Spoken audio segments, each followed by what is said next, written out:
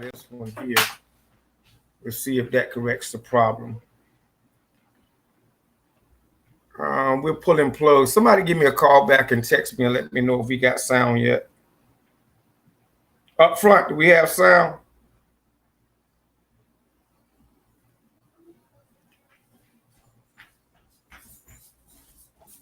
How about now? Check my page and see if I got sound up front.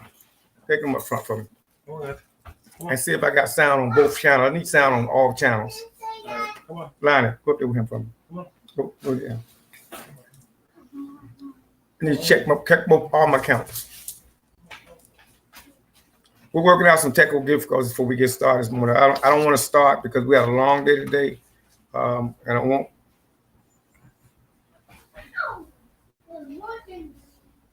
I got somebody checking. Boy, it's good to have people all over the country. I got somebody else checking. They can't check in. Start out. Get to say something wrong.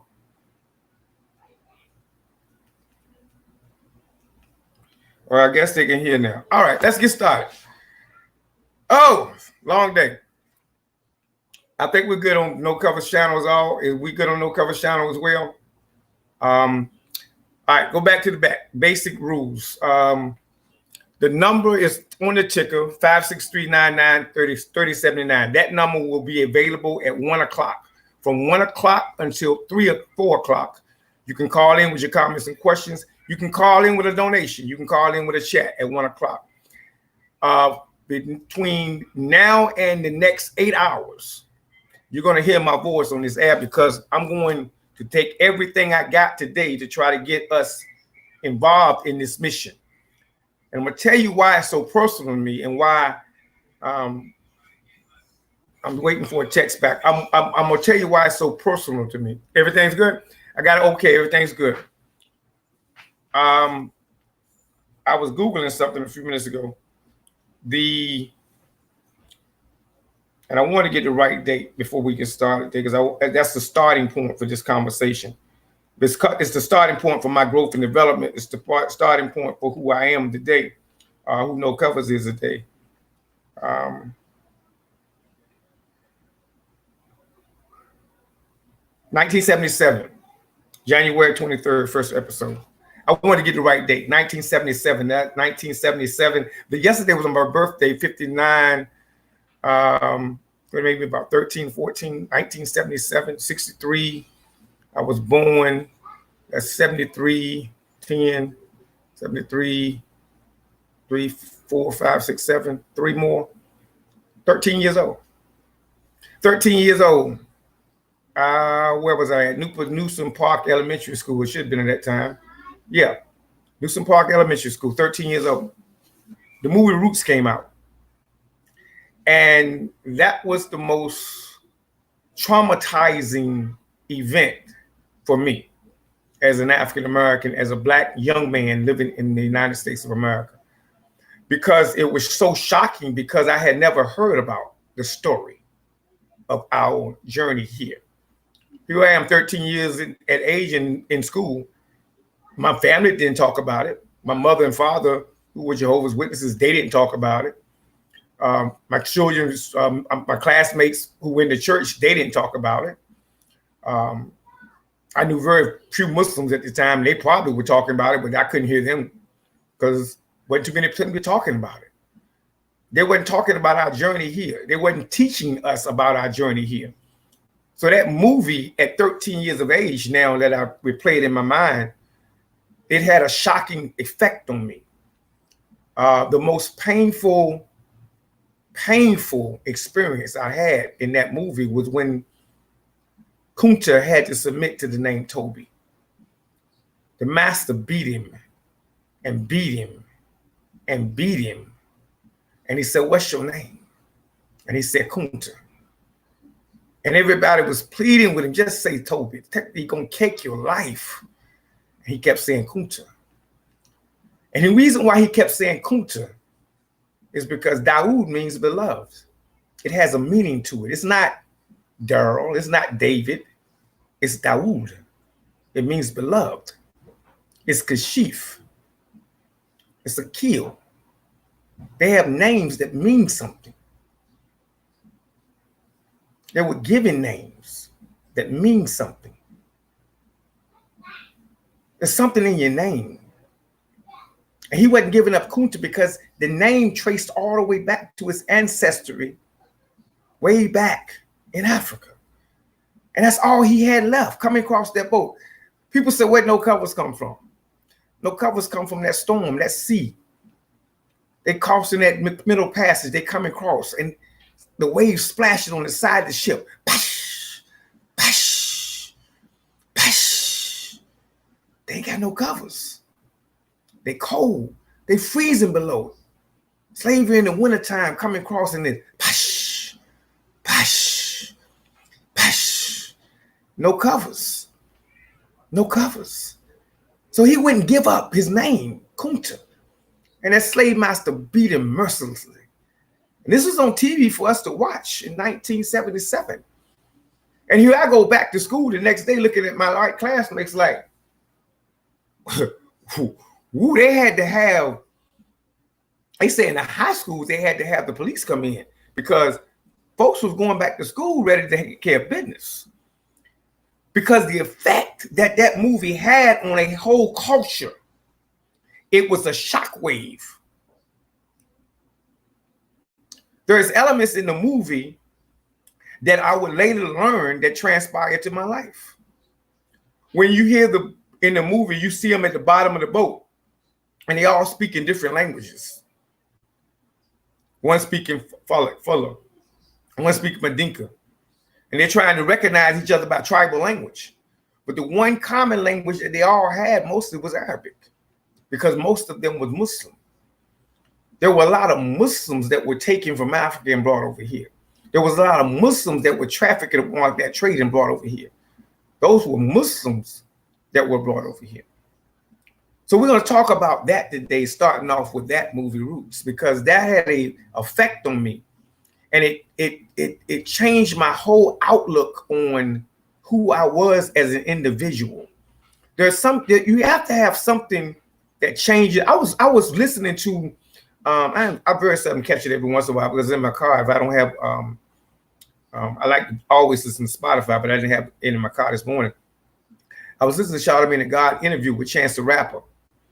And Chance the Rapper was talking about how he was over in Nigeria and he had just got back from either Nigeria or Ghana, Ghana or Nigeria. I think it was Ghana that he had just got back from. And he was talking about his trip. And here's this rapper called Chance the Rapper, kind of a young brother, but he was showing how it enlightened him. You can tell by his knowledge of the interview that he had went over there and found something that reconnected his life and made him whole other than rap, because rap is his money. Rap is where he makes his business at. But what do you have at the end of the day to make you whole? You got a job. Yeah, that's good. You're making good money. That's good. If you don't have a job, you're still good nowadays because they got money flowing everywhere. The government is just giving out money everywhere. They just giving out money. But he had a job. You're good. What is it that you have outside of your job? What is it you have outside of your family? What is it that you have deep down in your soul that you could always go to at the end of the day? And that's what he was explaining this morning. He said his trip over to Ghana made it so that he understood how Ghana got free and how they became an independent state. And then he understood the history of the people involved in that. And he understood how capitalism still wants to control those independent sovereign nations because they still are connected to making us slaves. And he was saying some of the work he wanted to do over there. And I'm writing him a letter tomorrow because I want him to know what we're doing over there with the No Covers Gambian mission. Pause break, commercial break, 8:15 Rankin Street. No Covers Gambian mission. We're raising money today for the No Covers Gambian mission. The Cash App is on the line.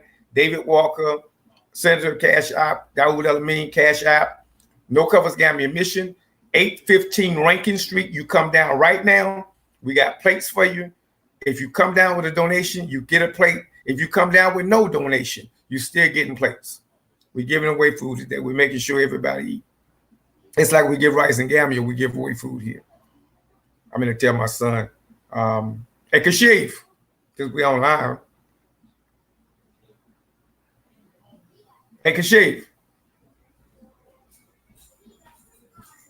Do me a favor. If you out front, anybody that pass by, give them a plate. Anybody? You don't give if mother, woman, man, woman, child. I'm emptying out. I'm emptying out the kitchen. Anybody that pass by, give them something to eat. That's what we're doing today. No Covers Gambian Mission. We down here at 815 Rankin Street. Anybody come by, get something to eat. Anybody. Makes no difference.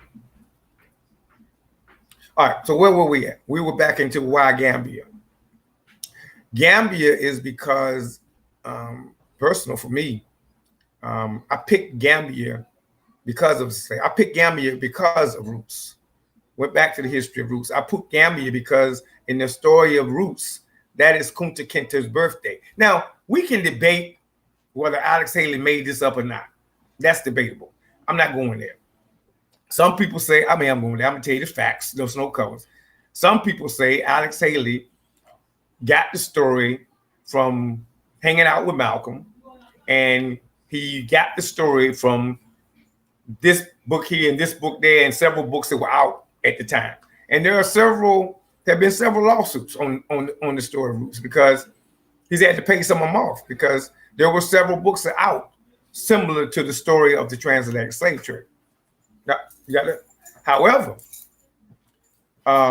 even though that was the case, that that was the premise, the writing of the whole novel Roots is genius. Let's put it that way. It's a genius book. He was able to tell the story of a people that had been kidnapped, captured, and brought over here into slavery like nobody else had told. So regardless of if he plagiarized it, regardless of how he got it in his head, regardless, it was God sent.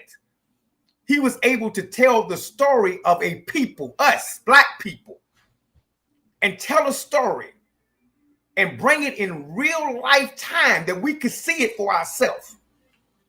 And so the reason why I picked Gambia is because the story started in Gambia with Kunta being captured in Gambia. Luckily, I was able to go to Gambia last year and able to visit that village where they say he was captured from in Jufuri, and visit the people of Jufuri and visit the people of Gambia and help establish our mission that we have there now in Gambia 6 years strong. This is our 7th year. We've been in Gambia for 7 years now. We've been doing the things that we've been doing in Gambia for 7 years. It's nothing new. But now I need your help.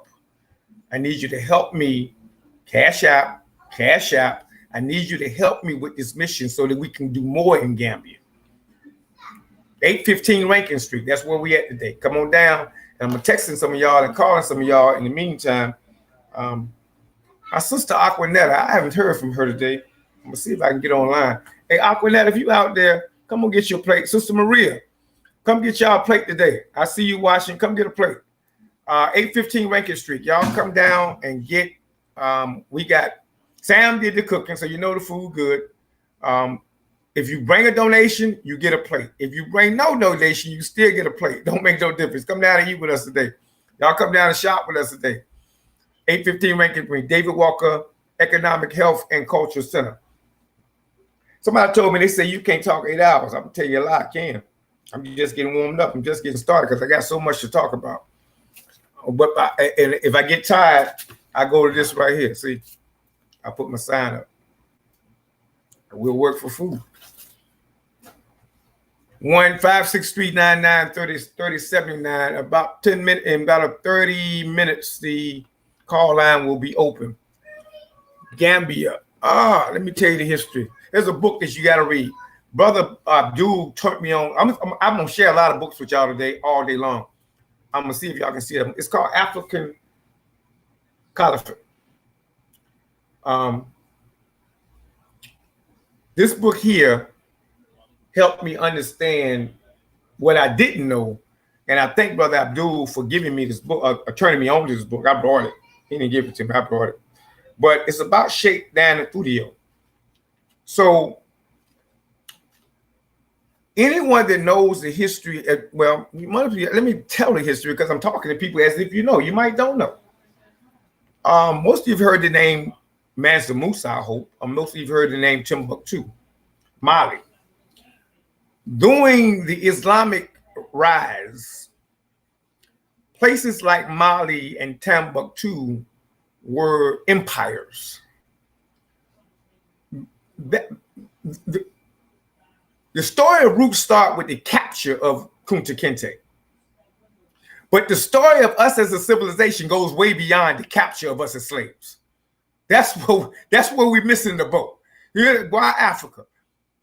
The story of Kunta in roots started with him being captured. The story of us in America starts with us being captured. But our history goes beyond our capture. Our history goes civilizations that have been untold.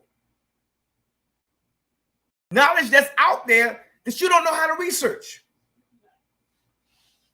I'm talking books all day long today.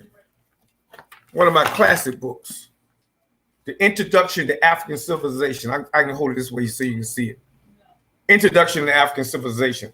Our history of us as a people go way beyond capture. See, you think we were just on some trees and somebody came over there and caught us because we was around there doing nothing and rounded us up because we was around in Africa doing nothing and scooped us up, chained us up, whipped us up, tied us up because we were around there doing nothing. That's your thought process because that's the way you've been taught and trained. But the Gold Coast of Africa, Egypt, when you watch the Ten Commandments with Cecil B. DeMille, that version, that ain't black, that ain't white folks. That's just white folks in the movie. When you watch the Ten Commandments, that is not white folks. That's just white actors in the movie. Charleston Heston, Yul Brynner, yeah, Moses going up to get the play, yeah, coming down, yeah, that ain't white folks. Our history goes back civilizations.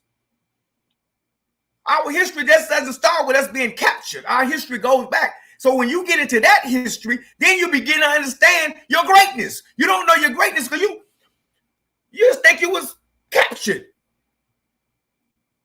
You wasn't captured. You just wasn't captured. There's a whole, I'll deal with that in a little while.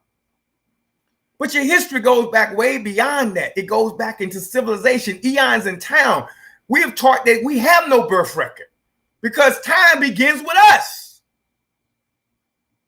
So there's no birth record for the black man and black woman in America. Time started with us. So all you heard about Greek civilization, all you heard about China, all you heard about the Moor, all you heard about the Vikings, all that history you got, the Western civilization that's us. That's our history that was stolen. Mathematics started with us. Black folks. Arithmetic, mathematics, algebra. It started with us. Chemistry started with us. We were in charge of the sciences. The pharaohs embalming people. The pharaohs put something in, they had the formulas to embalm someone, put him in a tomb, and here he is. Centuries later, you can extract the tomb and it's still there. That's us. We were doing that way back then. So if you have the basics knowledge of civilization and you think it just started with our capture, just where you're missing the boat at. That's why you can't follow it. Because it started way beyond our capture. Beyond us getting on a boat coming over here. Our history goes back to the beginning of creation. That's us. Can I prove it scientifically?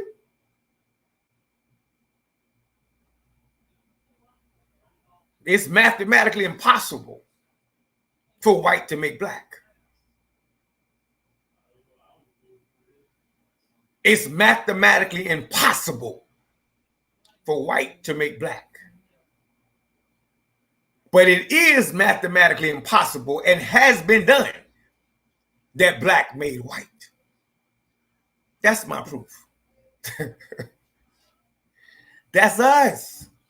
So when you start to get into the history, when I started to get into the history, when I started to get into culture, going back, we was talking earlier, going back, who I got over there today? Going back in time. I'm still looking at the audience coming in.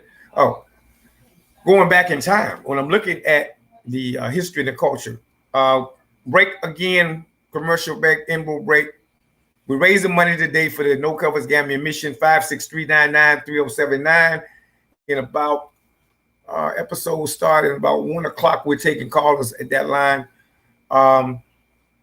Cash apps are online. You can donate on the cash apps. And we have food for you today. 815 Rankin Street. Come on by. Anybody come by, get a plate. I just told my son, told my son, I said, anybody walk across that door, make sure y'all feed them today. Make sure they get something to eat. So that's what we're doing today. It's gonna be a long day. I'm clogging up the channels today. I'm sorry. It's gonna be. I got books and books on books on books and books. Oh, to talk about. I have books in this place. Books I can talk about. But we were talking about the capture. Back to the capture. When you think that your history only begins with your capture, then you're blind. You're lost. Your history goes back. So when we look at African history and we look at people like Timbuktu and Mali, these were African empires back in the time. They said that Mansa Musa, who came out of, I think it was Mali, Timbuktu Mali, came out. He went on a caravan, and a Muslim caravan. They say he carried so much gold with him, he changed the whole landscape of the economy. These were rich people. These were powerful kingdoms that were restored ultimately, but they were powerful in their day. We'll talk about the destruction later. But these civilizations had a rich history. And when Islam surfaced, these African civilizations, especially on the west coast of Africa, I have found that that's where you will find on the west coast your strongest African communities and your strongest Muslim African communities on the west coast.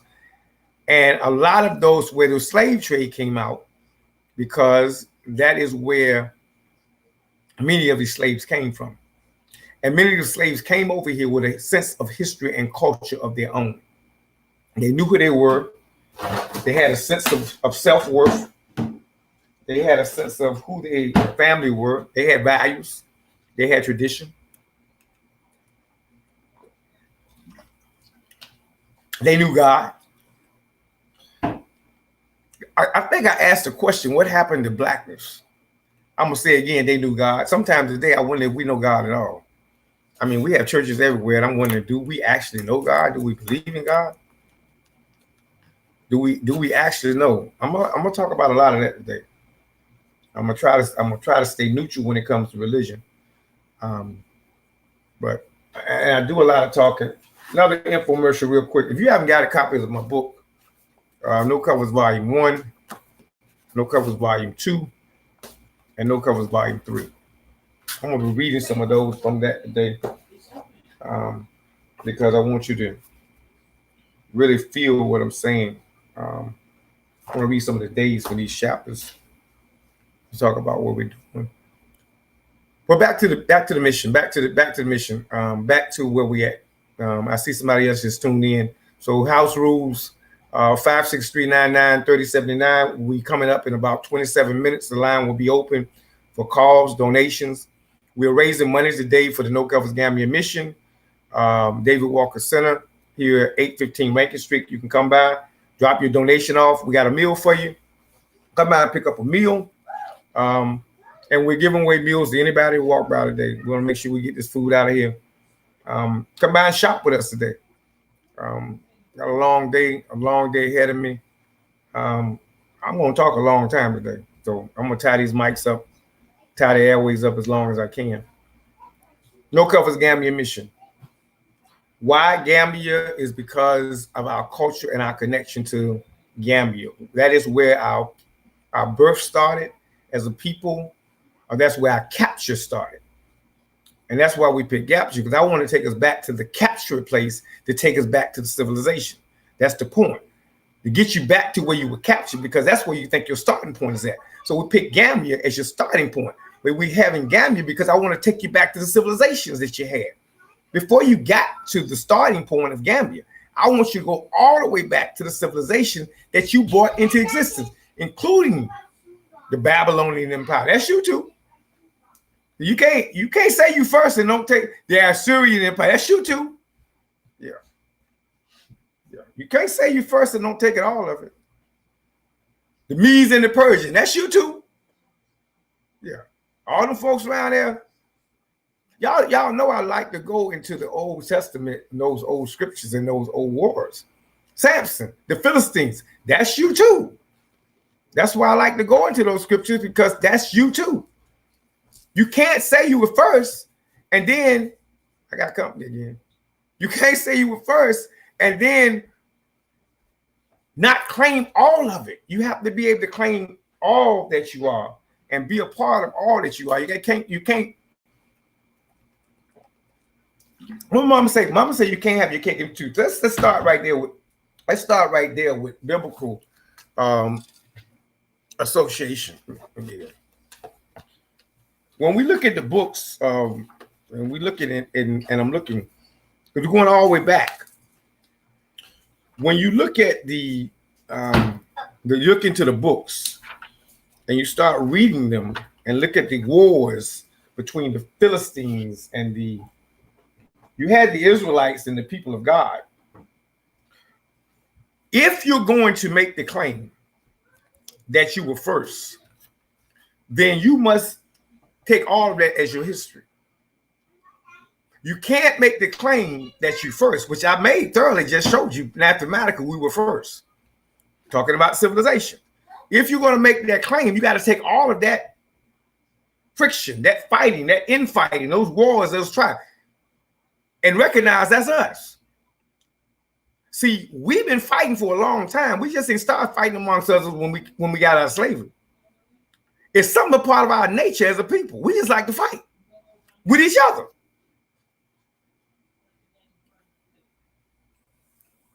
I'm going to get in trouble today. It's something about the nature of us as a people. We're caught up in so many different tribes because we were birthed out of so many different tribes. We created so many different cultures. It's just the European who has got slick enough to try to keep his culture curtailed into one. But we are not a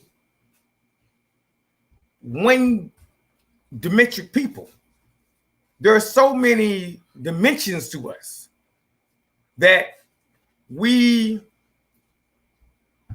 begin to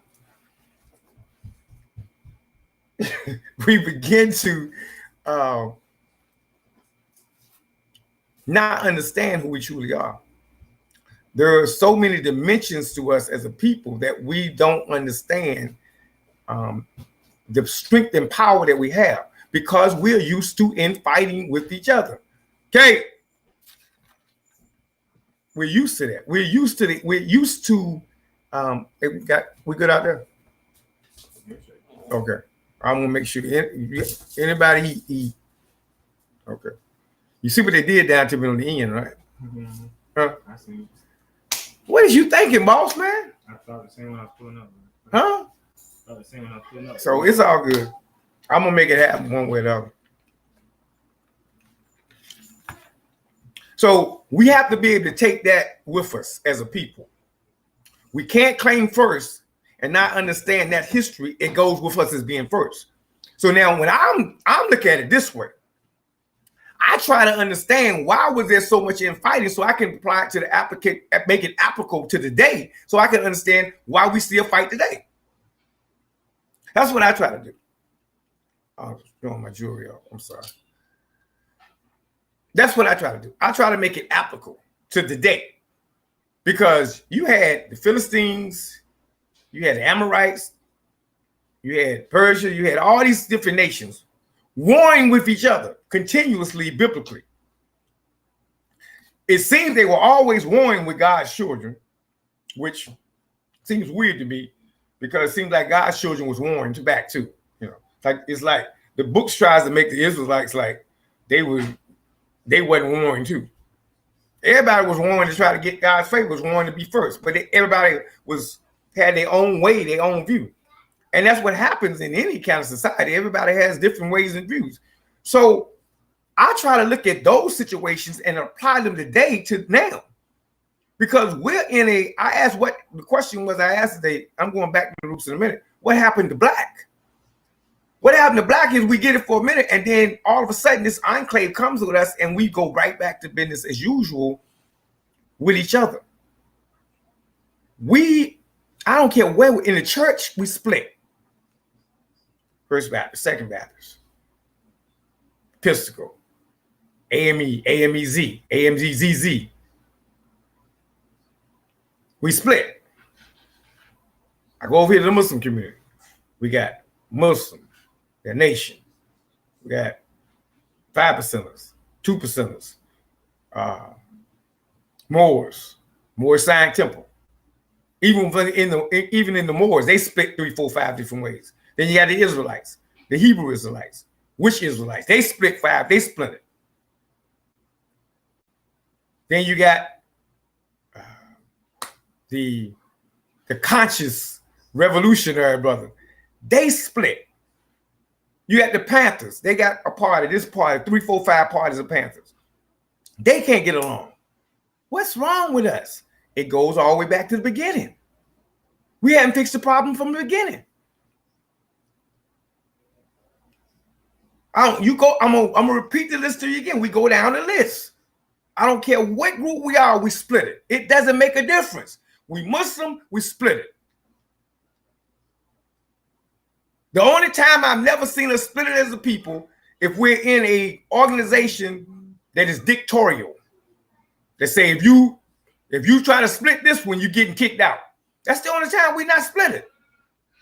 Muslims, we all believe. I'm talking to us for a second. We all believe in the 5 pillars.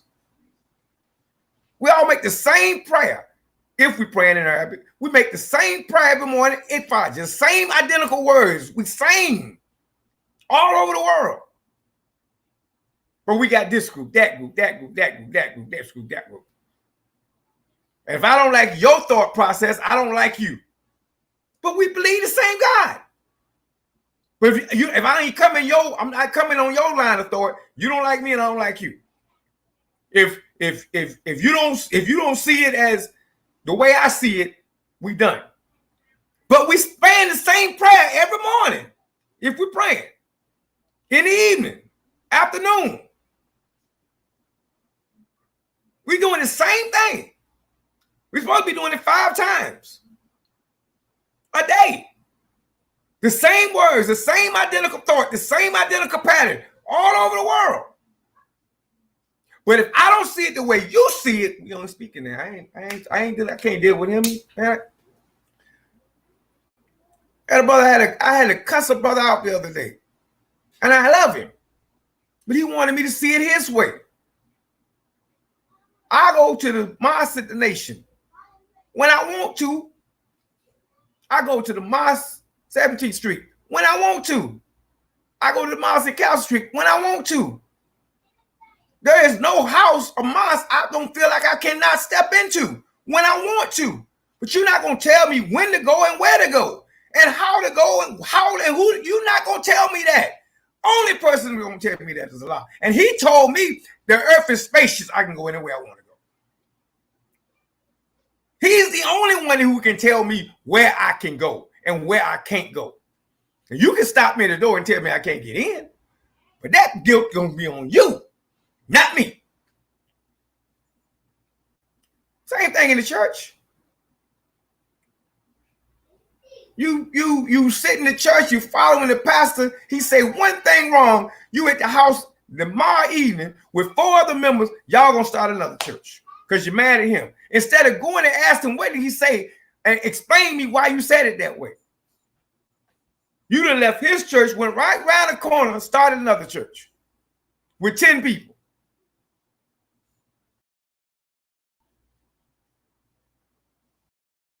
But you're supposed to all be following this example of a man called Jesus of 2,000 years ago. We all supposed to be following that same example. All supposed to be walking that same example. I've been over there. I sat with you. I watched you. I joined you because I wanted to see were you any different. Same thing. Doing the same identical thing. Soon as it don't go your way, you out. I'm going over here and start my own thing.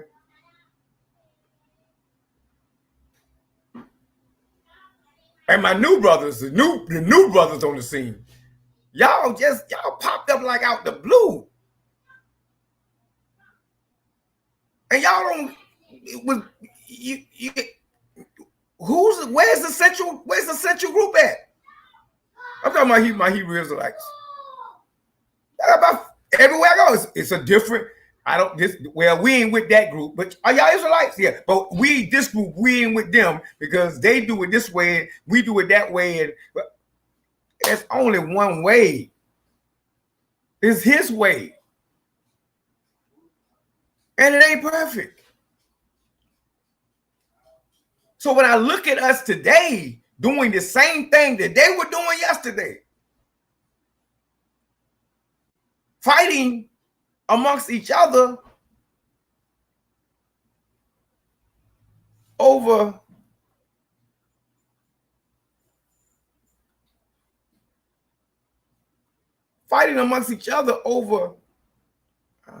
what we don't understand. Really. That seems to be what we're fighting over. What we don't understand.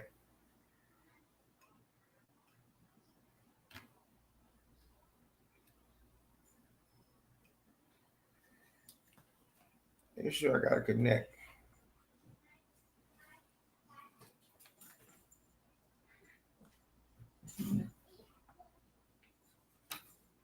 minutes, 30 seconds. Yeah, we're going on live I'm taking calls in about 14 minutes. Anybody have a call, you can call in on that number that's ticking 56399-3079. 13 minutes. My son come and steal something out my cooler. I'm trying to be quiet about it like I don't see him sitting over there. I don't know why he think he can walk like that.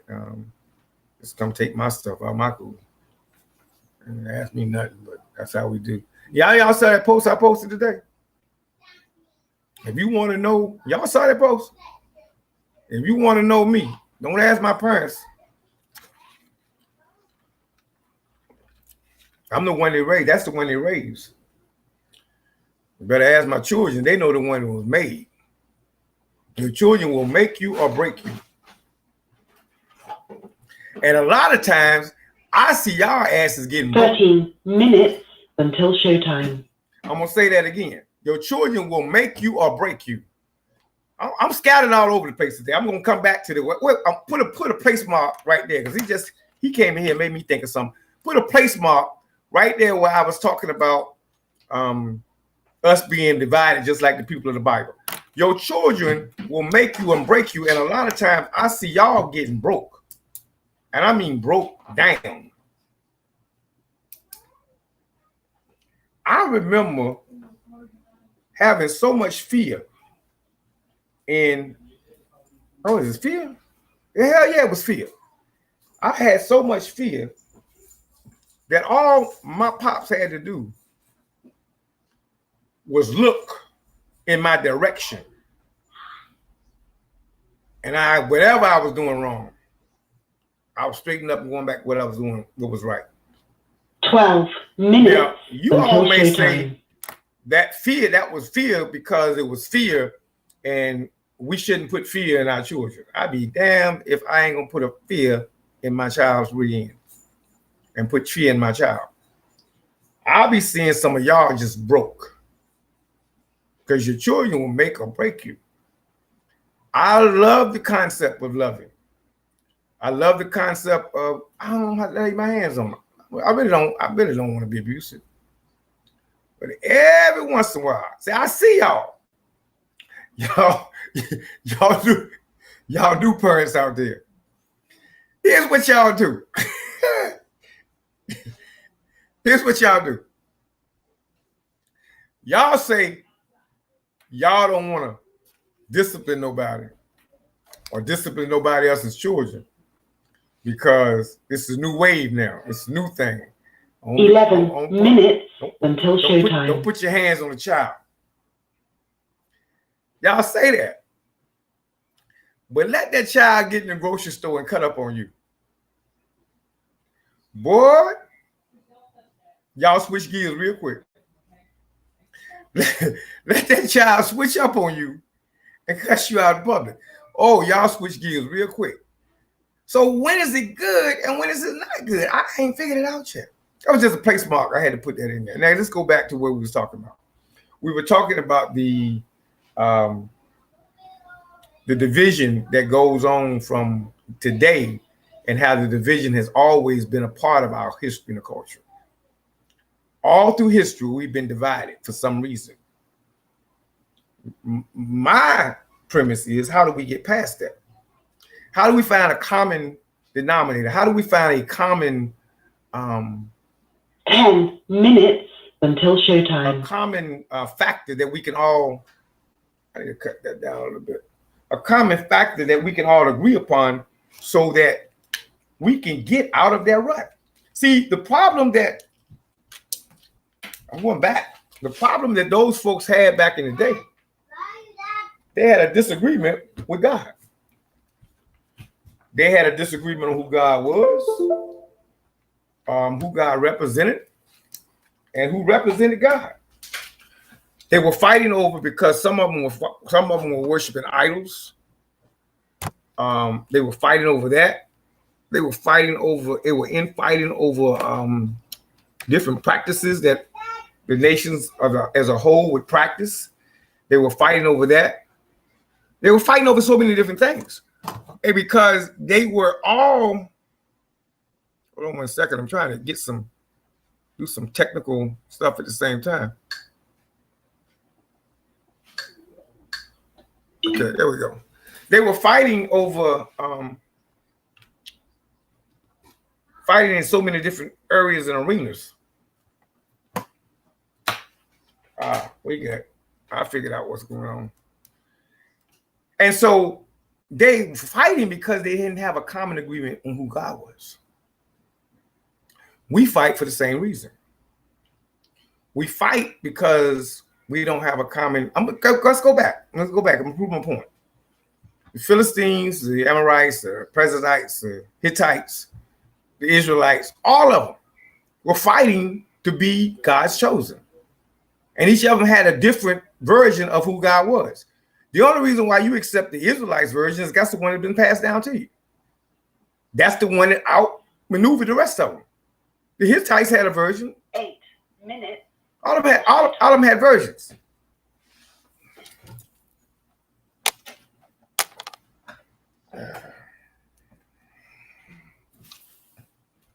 We're having a technical difficulty. So in all of their different versions,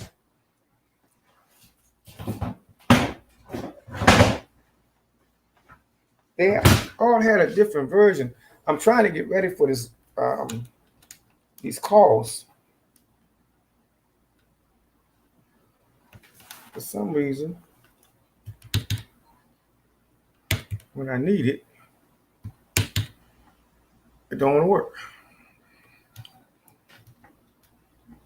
Hey, Kay.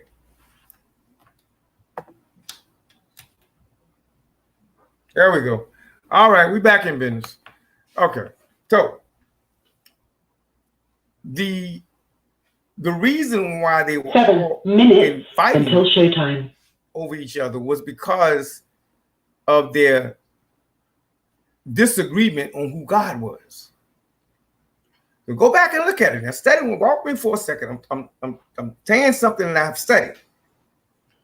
If you start listening to go get you a I'm good. Go get you a Matthew Henry's commentary. I like these old books. Go get you a Matthew Henry's commentary of the Bible and read your Bible with this commentary. When you listen to those old versions of the scripture, you deal with the Hittites, the the Philistines, the different tribes, the different ones. There's a whole list of them that go down. They were always warned with the Israelites specifically. However, they don't tell you the Israelites was warned with folks as well. Until showtime. So when you look at the warning, it was all about who their particular version of God was. They might have idols. The other group might have had idols. The other group might have something else. Other group might have another way of worship. Other group might have their way of worship. But everybody was warring about their own concept. They were trying to master what their concept of God was. But they couldn't come up with a universal concept of what God was, so they kept some bickering. You and I today don't have a universal concept of God, who God is. Because if we had a universal concept of God is, there would be no bickering between Christians and Muslims. There would be no bickering between First Pentecostal and Second Pentecostal. There would be different, meaning Nation of Islam and Al-Bilalian community. There would be no difference between Hebrew Israelites. There would be no difference if we all had a common reality of who God is. If we could come up with one common definition until showtime of who God is, and wrap our mind around that one common definition, there would be no friction. But the reason why we have friction is because we have different concept of who God is. Better etch that, put a place mark on that one. The only reason why we bicker and fight among each other as a people, because each of us have a different concept of who God is. And if we could come up with one agreement, one concept, one thought, and all come to that agreement, and live on that and say anything beyond that, now you're going on your own. You're out this family mix. We're going to all agree on this one concept. Here's who God is. And agree to that and stick by it. If we would do that, then we would see ourselves much further off as a people, because we would then be able to 4 understand minutes until showtime. What our issues are. 563-99-3079 will be our show call-in time. We'll be taking calls in a few minutes at that line. Cash about break. Raising money for the No Covers Gambian mission today. 563-99-3079 is our number. Cash app is on the screen. Tick up in front of you. If you're on that channel, if you're on the, you all that's on the Facebook channel, if you're on the Facebook No Covers channel, you tune in over to the Dawood El-Amin channel and pick up the Cash app ticker. Any donation, large or small, we're taking it today for our mission in Africa. We're talking about why Gambia and why over there in a minute. But any donation, large or small, and come by 815 Rankin Street. We got meals today. We're giving out food today. We're giving out dinners. You get a donation. I got to find my sister Aquanetta because I told her 3 minutes until showtime. And I know how to find Aquanetta. I need to find Aquanetta because I told her if I don't get her plate today, she gonna kill me. So let me stop what I'm doing and get this sister plate. Because she came by and dropped her money off yesterday evening. She came right by and dropped it. So let me tell her plate ready. I forgot all about that. I meant to do it earlier. But yeah, that's our I got plenty of time, Jay. I'm clogging up the time. I got plenty of time, right? I ain't going nowhere no time soon. I got plenty of things to talk about. That's our problem. We haven't come up with a concept.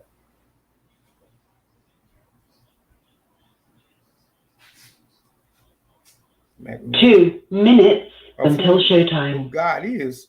So then, because we have a different opinion, what happens if my opinion don't agree with your opinion, you get upset. And that causes us division and causes us problem among each other.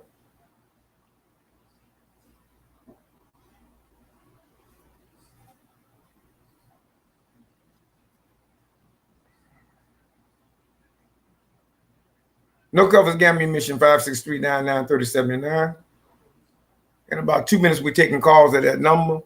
Cash app is Dawood El-Amin. Cash app is David Walker Center. Cash app is on the ticket below you. You are on the No Covers channel. You all, the No Covers Facebook Live channel, y'all can tune in on this channel and catch us as well. I'm gonna talk till I finish talking. I'm gonna get back with you in a minute. Hey, sis, I'm calling you to tell you your plate is ready. 1 minute until Pick it showtime. up.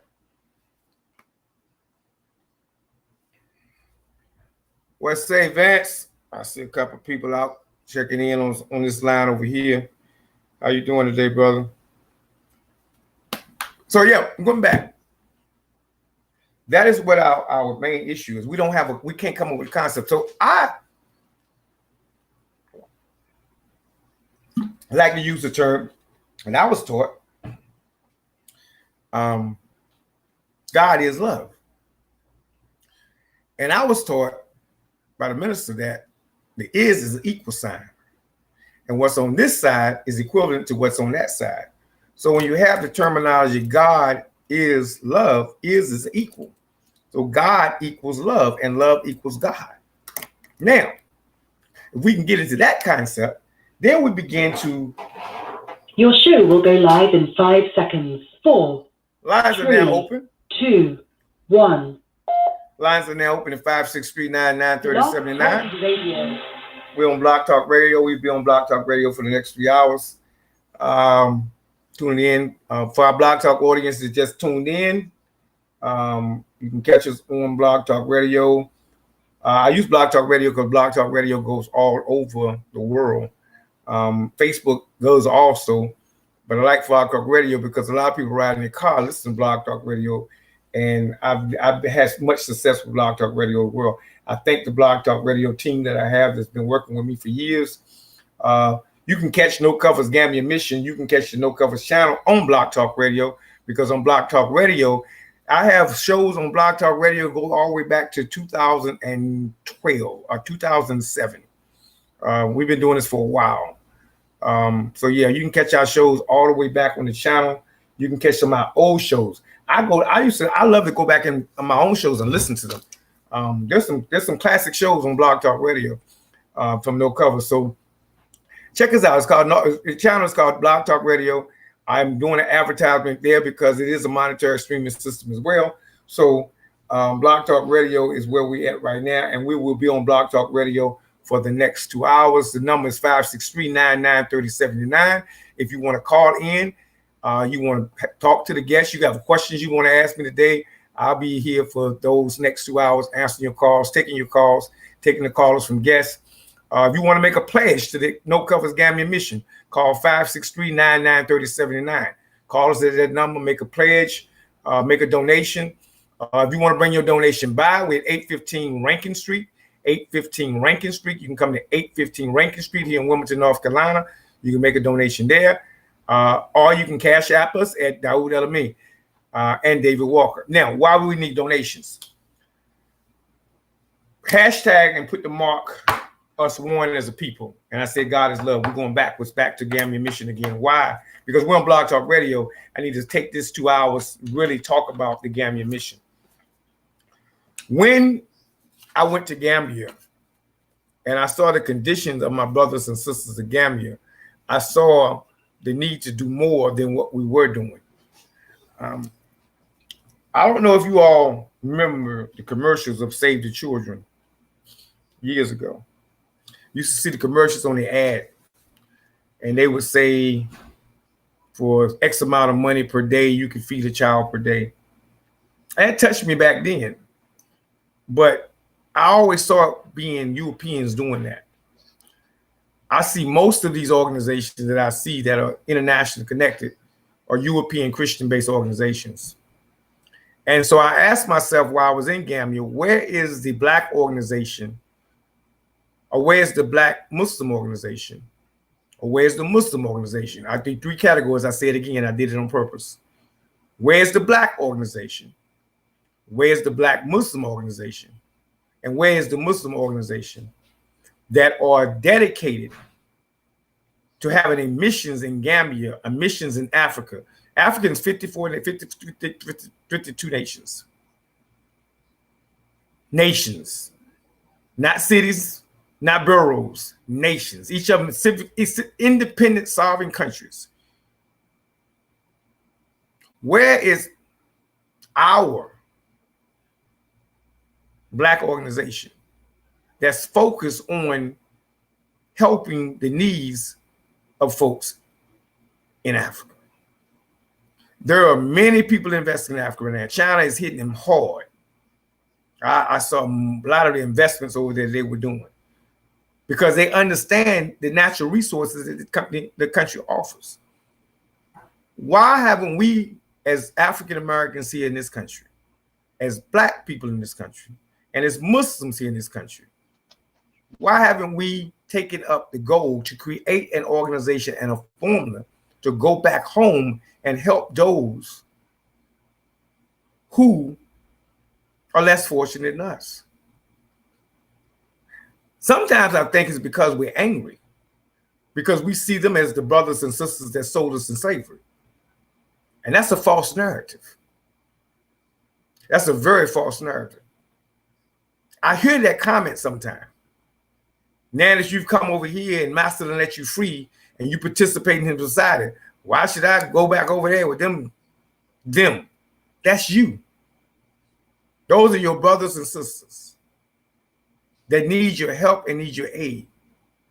Now you have some corruption in those countries as well, but I have found them to be loyal and sincere Muslims, loyal and sincere Blacks, loyal and sincere Africans that want and need our help. So today I'm taking the time to appeal to you as the No Covers Gambian mission on Blog Talk Radio to assist us in this effort. 563-99-3079 if you'd like to call in. Or ask any question on why. Because I'm open to tell you why that we need to help. We've been able to drop 9 to 10 bags of rice every month with the little donations that you've been giving. I want to increase that. I want to make those donations go up 90 bags of rice, 900 bags of rice, 9,000 bags of rice. Last month, we were able to assist in 2 houses in the roofs getting built. I want to do 20 roofs. I want to do 200 roofs. The sky is the limit on what we can do. What I will guarantee you is that if you help and support us in this mission, you won't get ripped off. That I will guarantee you. I will stake my life and my name on that. The name Elamine means most trustworthy. See, Save the Children takes your money. Most of that money don't hit the ground. I'm sorry. Most of those money go in admission costs. Most of those money go in hotel suites and vacations and parties all over the country. They've been making a killing off us for years. And most of that money very seldom hits the African government. We are a direct line, a direct link into the soil and ground in Gambia. And we plan to be there for a minute. The next stop is Senegal. The next stop is Ghana.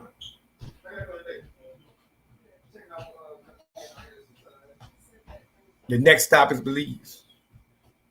We're going to continue to work the mission of the No Covers Gambian mission. We're asking for your support. We're asking for you to continue to guide us. Any donation that you give us today, come get a meal at 815 Rankin Street. The reason why I am so passionate about this is that I happen to see it with my own eyes. I see a people that's us.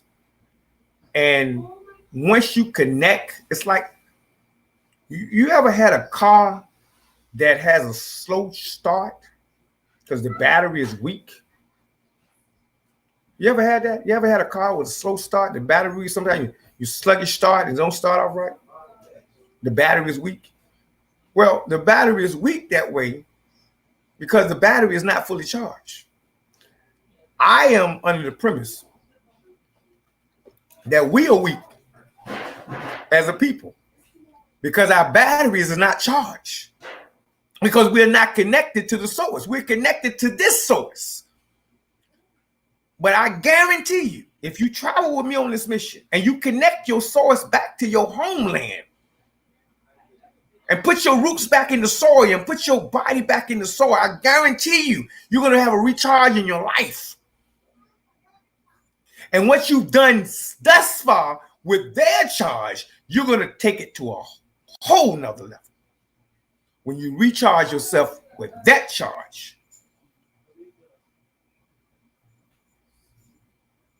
Okay. Who that? Who? People that walk my. Oh, you gave them to me? Okay. We're trying to make sure everybody, I had to cut off for a second. I heard some noise. I don't want to make sure they get eat meal. So, all right. So, I want you to get connected back to the source that you were taken from. And so I am appealing. 563-9930-79. If you got any calls, I'm appealing you today. My Blog Talk Radio listeners is out there. Cash App us. Let us know we're out there. Help us support and do what we're doing. We will not take your money. We will not rip you off. But I will guarantee that every dollar that you spend will go a part of this mission. And most of the proceeds will end up in the hands of people. We have costs. We have expenses as well. But we don't have expenses living in a hotel, $140,000 suite. And put that on an expense report and call that we are nonprofit. No, we're nonprofit. You seen the pictures. You seen your names. And right quick, I want to thank out those people. Real quick. I got to give some shout outs. Especially Pam. And Pam and John is mutes. And Sister Latrina, you don't know how much you are a blessing to you and my family. Pam and John, y'all don't know how much blessing y'all are to us. Because from day one, y'all got on board and y'all ain't let up yet. And some others out there. Carrie, she just other day, bam, Carrie. You don't know how much that's a blessing, because when you all do that, it helps others to see it's real. Linda Pierce, thank you, Thank you, Linda Pierce. Thank you. Thank you for your donation. Thank you. Steve Lee, thank you. I got a list. I need to put out lists. I got so many shirts that we sent over. That I need to shout out to all of them that have given us and given toward the mission. I need more now. That's why I'm on this ad today. I'm on this ad for a bit. I need more. We got to make this thing happen, and we got to make it work. I need more donations. I got more roofs to build over there. I'm going over there in November. I got more roofs to build. I got more shirts. They love the shirts. They love the t-shirt. The t-shirt is a sign over there. For you all that can't see it, this is a No Covers Gambian Mission shirt.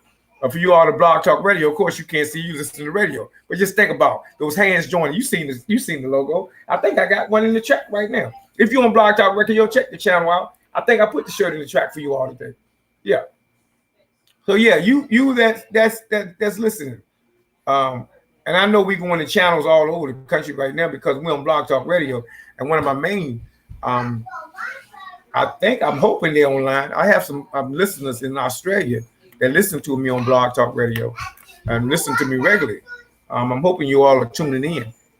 Cash App, David Walker Center, Cash App, Daoud Elamin. That's the Cash App. We're going all day long. I'm clogging up the lines today. I know I see them coming in and going. They're like, oh, Daoud took up the lines. He take it over. No, I'm just going to talk as long as I can, as long as God give me the spirit, because I am appealing for this mission, the No Covers Gambian mission. I am appealing to you to help us change the world. I remember the movie with Biggie, and Puff said we're gonna change the world. Help us change the world. That's our world over there. Help us change. You can change. Your little donation can change the lives of children. I got children over there I want to send to college. You take college for granted over here. You take school for granted over here. Oh, the books, pencils, you take those for granted because you have those. Just a pencil, paper, books, book bag, shoes. You take it for granted.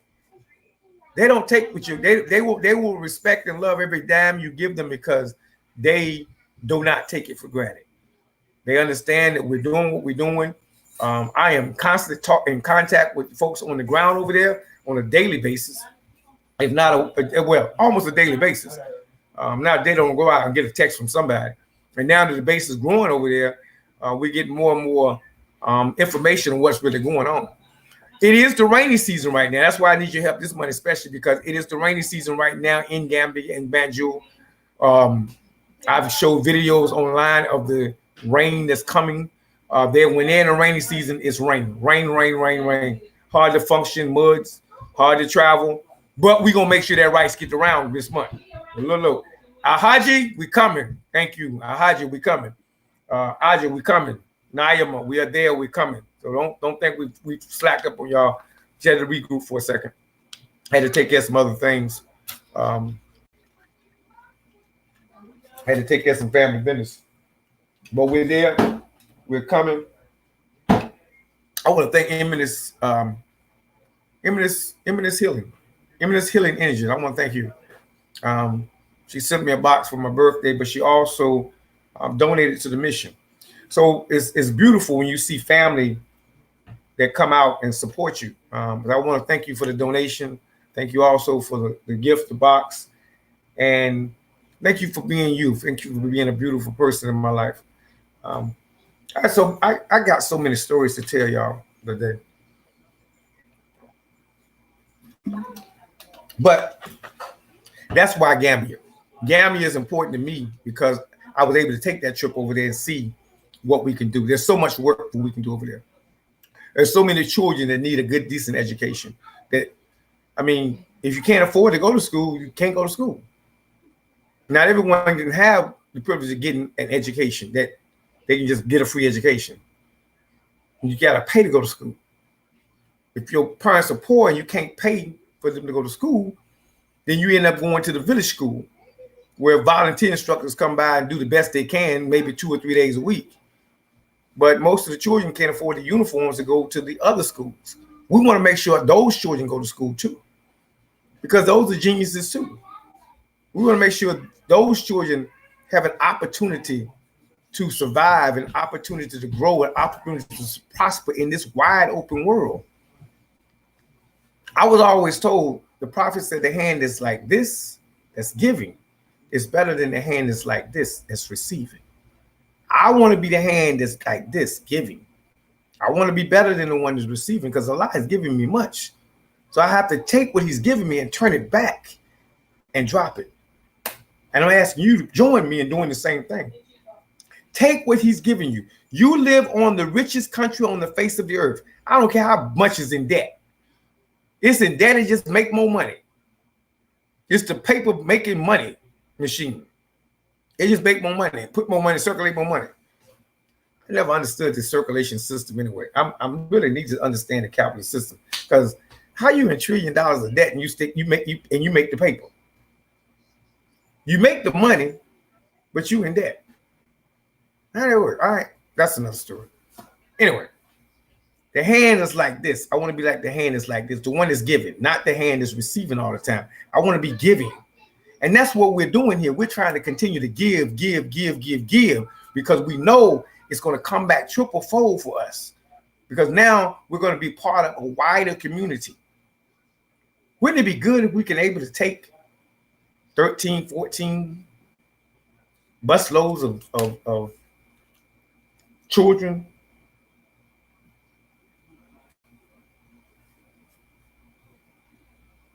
I thought I still on the line without another. I thought it was. I thought she was coming by to get a plate. I'm trying to make sure everybody eats today. Everybody donate it. But wouldn't it be good if we could take 12, 13, 14 children, put them on a plane, and take them over to Gambia? I was listening, I told you earlier, I was listening to Chancellor Raptor today. They took some students over there and he was saying how it changed his life. And I was like, wow. I didn't get upset. I was like, I wish your brother would have caught me and I wish I could have met Chance the Rapper and he could have heard my mission and somebody could have sent. See, that's when you get upset, when you start seeing things you do. You get a little winded. Because you got a mission and you see these folks that don't really know the culture of Africa, don't even know. They just woke up yesterday and just got conscious, but they got companies, they got money, they're able to send them over and they're able to go over there and then they do a little something and they come back and send some more people over there. But they really didn't educate them in a way because they don't know. Look, it's volumes of books in this thing, boy. Yeah, it's volumes, it's levels to this. And you have to understand everybody's not on the same level. I've learned to grow to understand that everybody's never going to be on the same level. Everybody's not on the same level. You just have to live with it. And here's what it is. Everybody's not going to be on the same level. You just grow to understand that. But getting back to why we're in Gambia, I have family over there. And I have grandchildren over there. And they call me Uncle, Abu. A lot of the children call me Abu, Uncle. And they have much love and respect because they understand that someone cares. And we have to understand there's someone that cares for us here as well. We get lost sometime in the shuffle. I say I had another caller just came in. What we're doing today is raising money for the Gambian Mission, No Covers Gambian Mission. The number is 563-99-3079 if you want to text in and give a donation today. If you want to drop the donation, come by 815 Rankin Street, 815 Rankin Street on the north side of Wilmington. You drop a donation there. We have meals. We have food today. Come by and pick up a meal. If you don't have a donation, come by and pick up a plate anyway. We're giving away free dinners today. Come by and pick up a dinner, share it with your family, share it with your neighbor. Somebody to know some elderly people out there. I need 10 people to come by and pick up 10 dinners for 10 elderly people right now. I got 10 dinners for 10 elderly people to go out right now. So if you know 10 elderly people that's sick of shutting in, that need dinners, I got 10 dinners right now. I need one person to come pick those 10 dinners up and take them to 10 elderly people in the community. I can't go because I got to be on this microphone. But if you know some elderly people that need a dinner today, I got 10 right now. Come pick them up. They're already ready. Got chicken, potato salad, string beans, and a roll. Come by right now, and I put a drink in there with it. Come by and pick it up and take it to 10. And Aquanetta, I know you know 10 people, so I know you out there somewhere. Come get the dinners and take the dinners to the elderly that's sick and shut in. That is what we're about, the business of doing at David Walker Economic Health and Culture Center. That is what we're about, is doing in the No Covers Gambian Mission. We're in the business of giving. That's our business. You know what do you get? I'm not in the business of selling books. I'm not in the business of selling dashikis. I'm not in the business of selling oils and incense. They're here. You can come get them. And I'm not in the business of selling. I'm in the business of giving. My mission, my golden life, is in the mission of giving. No Covers Gambian Mission, No Cover David Walker Economic Education Culture Center is in the mission of giving. The hand like this is better than the hand like this. That is our mission. The mission to give knowledge, to give understanding, to give. That's all we're in the mission of is giving. Give you a ride, give you a place to sleep, give you something to eat. We got to get back into the mission of giving. Because we've gotten so busy, caught up in the mission of receiving, that we're always waiting on somebody to give us something. And we're always waiting on receiving something. I got my sign. I don't know how many of y'all see this sign and pass it by. I got my sign today. I'm gonna put it up here. I don't know how many of y'all see the sign and keep walking past the sign. You don't know who's on the other side of that sign. It ain't your job to know who on the other side of that sign. It ain't your job to know what they're gonna do when you do something for the other side. That ain't your job. That ain't your responsibility. Your job is to answer the sign. That's all your job is. That's all your job is. Your job is to answer the sign. And if you don't have nothing, keep it going. A lot of times we don't take a lot. I know sometimes people, we don't take a lot of cash on us anymore because we got credit cards. But you see the sign. Don't keep turning your head down, putting your head down like this, like you don't see the sign.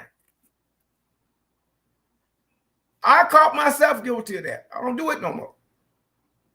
I'm trying to find, because I don't know who on the other side of that sign. I don't know. They tell me angels come in disguise. I never know. So you see the sign. The sign, for you all that's on Blog Talk Radio, I'm sorry. The sign says we'll work for food. I forgot I was on Blog Talk Radio. I'm talking about people. I know my people in the radio are like, what sign are you talking about? I don't see no sign. Y'all in radio land. Y'all know Blog Talk Radio. I forgot all about y'all over there. I'm talking about the sign. Y'all see the sign. Better stop acting like you don't see that sign. We got to be in the business of giving today. Stop trying to be in the business of receiving. You got your kids like that. What I'm getting for Christmas? You ain't getting nothing for Christmas. Nothing. What you're gonna do is you're gonna take all your everything you got and give away to somebody else. That's what y'all should do as parents. This Christmas, December, y'all should take all your toys you got, every gadget you got, wrap them up, take all their stuff away from them. Don't get them nothing this year. And take everything they got, wrap it up and give it to somebody else they don't have. And see how much you get next year when you do that. Yeah. They call it the giving Christmas. Take everything you got. Don't go out and spend no money. No, you take all that stuff you got in your closet, all that stuff you done collected that you ain't using, the extra toaster that you got that you don't need, the extra pair of shoes that you ain't gonna never wear again. Yeah, all the extra TV that you don't watch in the room, but you never go in there. Yeah, all the extra stuff you got, all the excess, all the extra stuff that you got. Take it, wrap it up, put it in a box. We take a truck. We have called it the giving Christmas. We come out with a truck and pick it up and bring it back over there and give it away. Take all the extra and give it away. Give it the giving Christmas. That's what you need to do. You got to be in the business of giving today. Because we are so caught up in the goodness of receiving that we always want somebody to give us something. We have our kids thinking the same thing. They got to have this, they got to have that. Anything new, they got to have. They got to have it. And they go work a job. They don't even save up their money long enough because they get a job. And the first thing they do with their money is go buy something they don't need because they don't know what they need. Because they're so caught up in the spirit of receiving. When you're caught up in the spirit of receiving all the time, you make unwise decisions. I see young people the other day get a good job. They get soon as they get money in hand, you start buying because we're in the business of receiving. We're never in the business of giving. If you were living on an X amount of dollars a year and you were living off that, and all of a sudden God bless you to get double that, well, you can take at least 10% of that and give it to somebody else because you don't need it. You was living on what? You don't see the need for that because you want more. You want more. Everybody wants. That's our condition. That's why we're in the condition we're in. That's why we late. I think I asked the question, what happened to black? What happened to us? What happened to us as a people? We done got food. We done brought into this game. And we don't know that it's a game. Chess, it's a game. Chess is a game that teaches you how not to get fooled. Supposed to stay 3 weeks ahead. But we're so caught up into the receiving. What you got for me? What's for me? I want this. It come out new. I gotta have that. I gotta have this.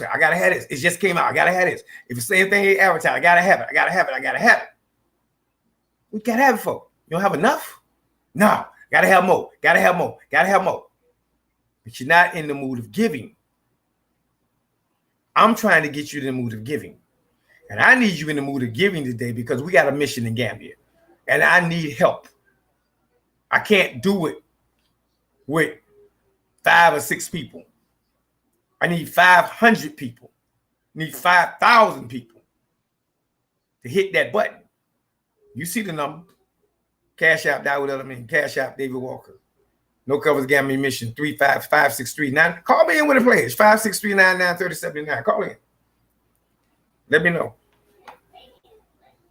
Let me know you're out there. Let me know you're talking. Let me know you're listening. Blog Talk Radio out there. I see y'all out there today.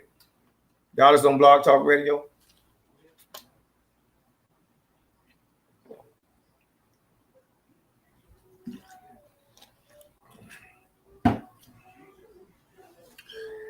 We're at 815 Rankin Street, Wilmington, North Carolina. 815 Rankin Street. Come by. We're at the David Walker Culture Center at 815 Rankin Street. We got dinners today. Chicken, string beans, potato salad, roll, and a drink. We're not asking for donations today. We're not asking for a price today for the dinner. We're just simply asking for a donation. If you come by today and drop a donation off to the David Walker Culture Center or No Covers Gambian Mission to help us support our rice campaign in Gambia, we're making sure you walk away with a free meal. And it's a good wholesome meal too. Y'all know Brother Sam can cook, so you know the food is good. I just finished eating some of his chicken myself. Matter of fact, I'm still working on a piece right now. So yeah, y'all come by and feel good. We are what's Sam have the only chicken that when it get cold, it still tastes better. Tastes better when it's cold. Especially as fish. Morning time is extra in the morning. So stop by here at the David Walker Culture Center in Wilmington, 815 Rankin Street. Let us know that you're supporting us. Let us know you're out here. I'm still trying to get this sister to pick up her dinner. I keep calling her on the phone. Bear with me a second. Blog Talk Radio audience, how y'all doing out there? We're on Blog Talk Radio 563993079. Tune in. We'll be with you all for another hour and 28 minutes. The calls on the air. You got something you want to call or talk about? Hit us up 5639939. We'll be on the air most of the day. I'm trying to figure out who this one call is. It's on the air right now. But yeah, the giving. We're the giving. Maybe I got a copy of this book. It's called The New Jim Crow. It's one of the books we have. We got several copies up here. I think we got about 2 copies up here at 2 used copies up here, and we have 2 new copies up here at the David Walker Culture Center. The New Jim Crow talks about the prison industrial complex system here in America. You have to ask myself, because I was over in Africa, I was interested when I went over to Gambia. I was interested in their prison system and how it works, because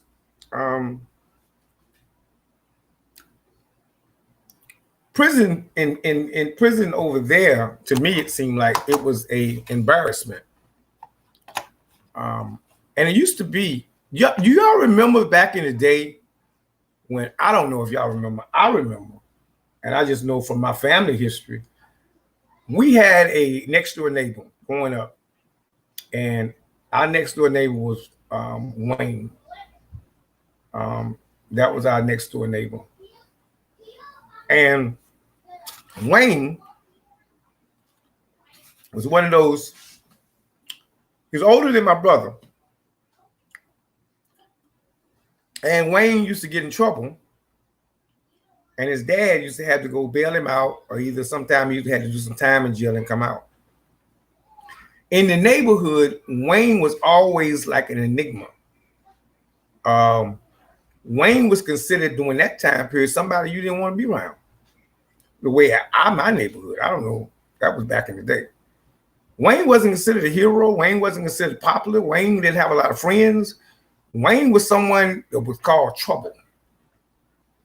Your mother knew who trouble was. Your daddy knew who trouble was. Your auntie knew who trouble was. Your sister and brother knew who trouble was. They were just simply named Trouble. They didn't have a first name or last name. Their name was called Trouble. See that boy over there? He Trouble. See that girl over there? She Trouble. That was their name. It was just that was their name. And you knew by nature, stay away from trouble. Nobody had to tell you. You didn't have to go over there and find out for yourself.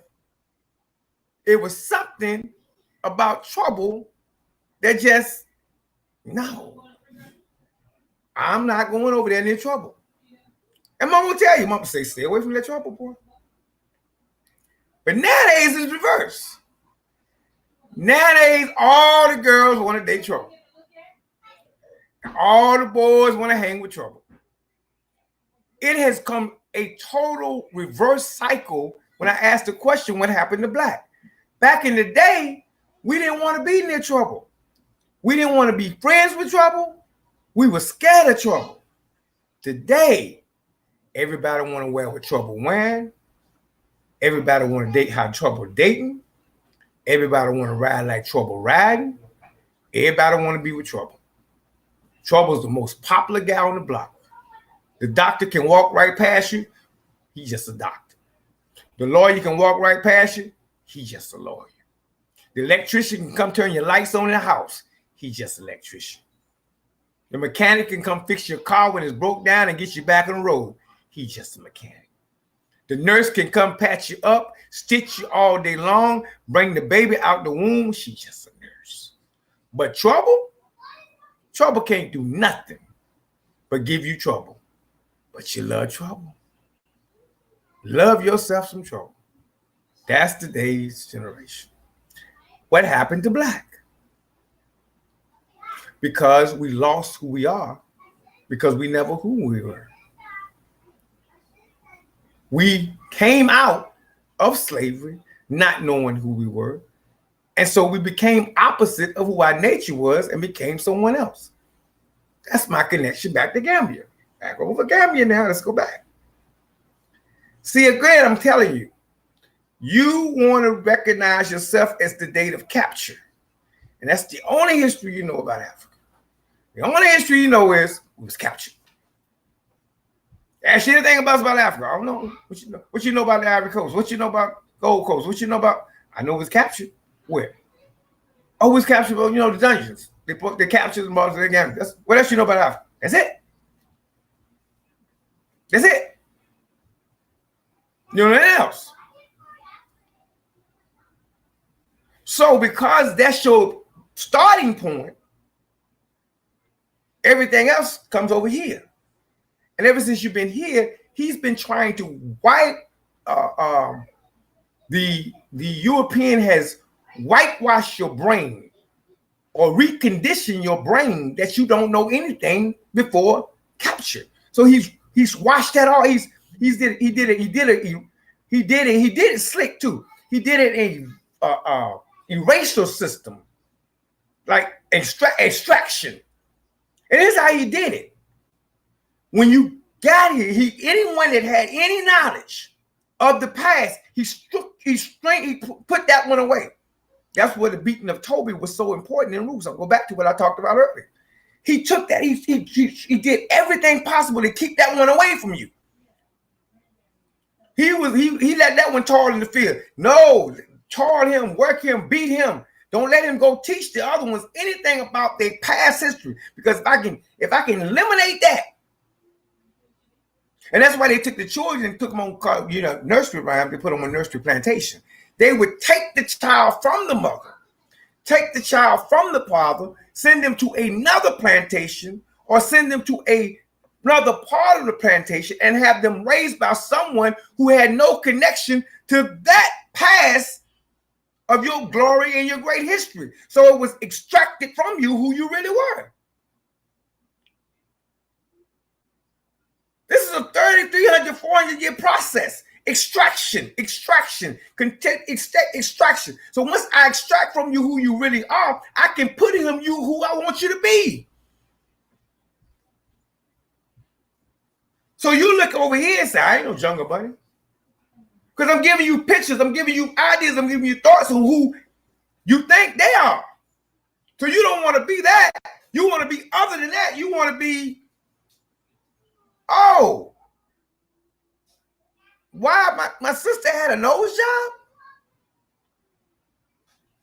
Beautiful black queen. My brother had a lightning skin. Beautiful brother. Why? Because once I extract out of you who you are, I can put in you who I want you to be. So you steady trying to be who you're not, naturally. You're wearing what you're not, naturally. You're eating what you're not, naturally. You have become other than self. Because once I can extract out of you who you were and have you to hate who you were, have you to hate your culture, hate your people, hate your country, and I extract that out of you, now I can put in you who I want you to be. And that is the European's game. And he does it over and over and over again, generation after generation after generation. He continues the same game. You just haven't woke up to figure out how to defeat him. Stop the extraction. Stop letting him feed your children all day long. Food, number one. That means you got to learn how to cook again. Food, number one. Maslow's hierarchy needs say food, clothing, and shelter. If I can buy you food, clothing, shelter, I never control you. You can't talk to me about anything else, religion of God, anything else until you provide for me food, clothing, and shelter. That's Maslow's hierarchy need. Food, clothing, and shelter. The person who feeds you, the person who clothes you, the person who houses you will always control you. You keep eating this food. Mickey D's, Burger King, Wendy's, Hardee's, it don't make no difference. You keep eating this food. The person who feeds you control you.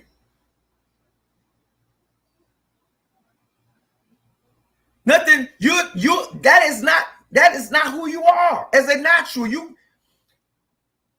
you are your essence is so much more than that. The person who feeds you controls you, clothes you. You wear the clothes of the heathen.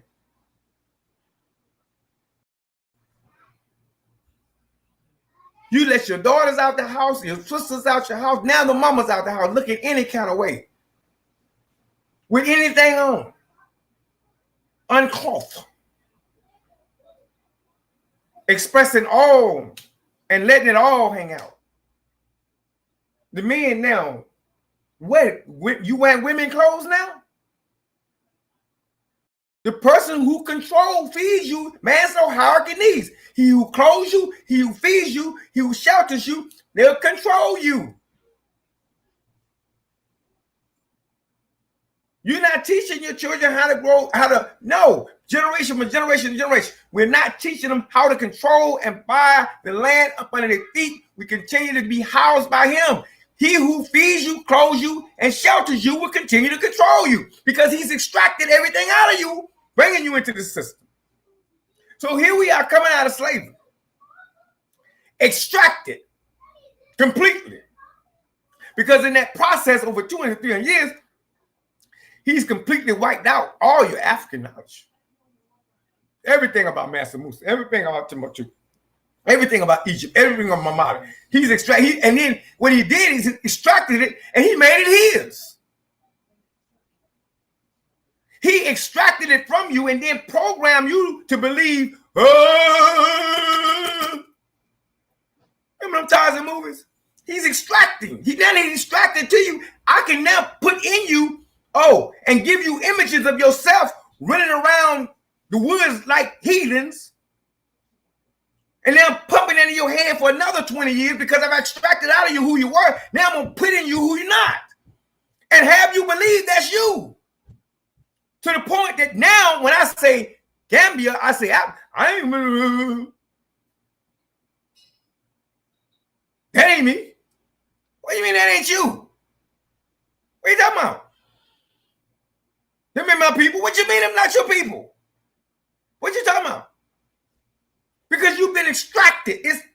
He's taking everything out of who you are, and then he's force-fed, forced in you who you're not. And you walk around here like you somebody. Lost in the wilderness of North America. You walk around like your head is proud, like you are this and that.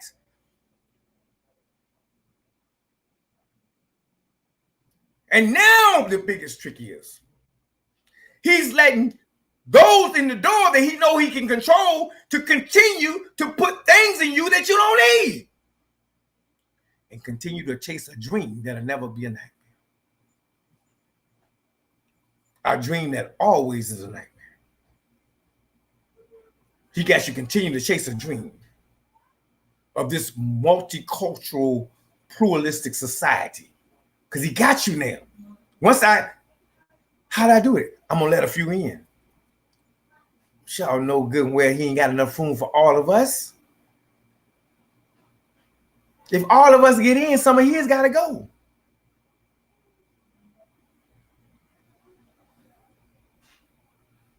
Everybody can't have a meal. You got to. Oh, everybody can't have it. But he got us thinking. No, everybody can have a decent living life. Everybody can have a decent wage, a decent standard of living. Everybody can have that. The country is capable of doing that. But those at the top are going to have to take from theirs to make that happen, and they're not going to do that. So they're just going to keep you down here, back to the fighting again. Philistines, Hittites, Persians, the Medes, back to the fighting again. Babylon, back to the fighting again. Go back again. We go back to the fighting again. The Israelites, back to the fighting again. All in the concept, the warped concept of God, back to the fighting again. Here we're back to the fighting again. They back to the fighting again. Why? It's like we fighting today. Back to the fighting again. Because we cannot come up with a common concept of reality. A common concept of God. So we back to the fight. Break right quick. No covers Gambian mission 56399-3079. You got to call us, call in. We have the phone lines opening again for the next. I think we got a couple hours on that. Phone lines are now open on Blog Talk Radio. We got another hour on the phone lines. You got to call in with questions. Anybody want to know any information on Gambia, why we're doing the Gambian mission? Call us in. We got the answers for you. 56399-3079. Cash Appers. Cash Appers is David Walker. I see some people have. I need my other phone. I can't get to my phone right now. The Cash App on. I've seen some donations come in. I appreciate those ones that have donated thus far. Keep those coming. We're trying to raise enough funds to cover us throughout the rest of the year. I don't want to have to come back to these mics the rest of the year. We're trying to raise enough money this month to cover us and our expenses so that next year we can better prepare and get into the new year. I really need that. I need your help. I need you to help me get through the rest of the year. So Cash App is at Dawood El-Amin. Cash App is at David Walker Center.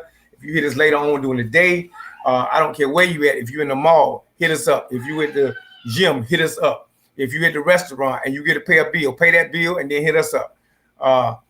If you're at the library, hit us up. If you wherever you're at in the sound of his voice, hit us up. Cash App us, help us with the No Covering Gambian mission, 56399-3079, and come back to 815 Rankin Street and come by and get a meal. We're giving out dinners today. We got plenty of food still left, plenty of dinners to give out. And so anybody who needs some dinner, hey, 10 people. I need 10. I haven't got those 10 elderly people. I need somebody out there that know 10 elderly people. Come by. I'm trying to call this sister because I know she knows 10 other people. come by and pick these dinners up. I got dinners for 10 people. I need to give them away. I got 10 elderly people that need dinners. I need to get them to them. So if you know 10 elderly people, I need to get these dinners to them today. The one person I know not answering that phone.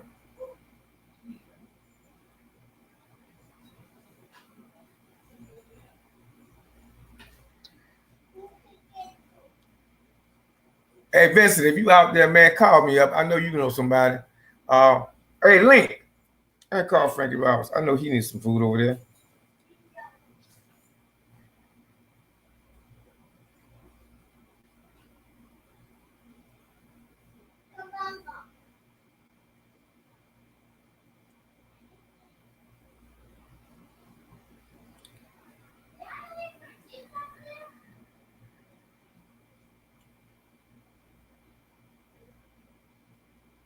Yes, ma'am. Miss Alexis, thank you.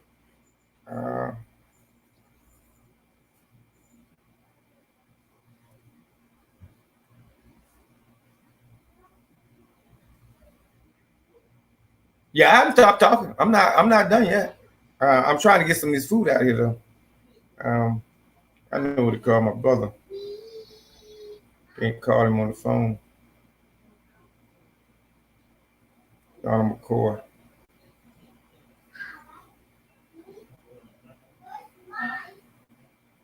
Yeah.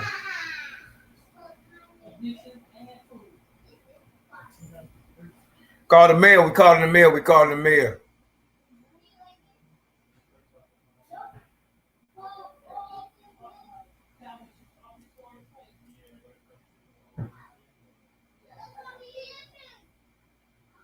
It's the mayor. Yeah, we calling the mayor. We calling the mayor. Yeah, so we was talking about the extraction process.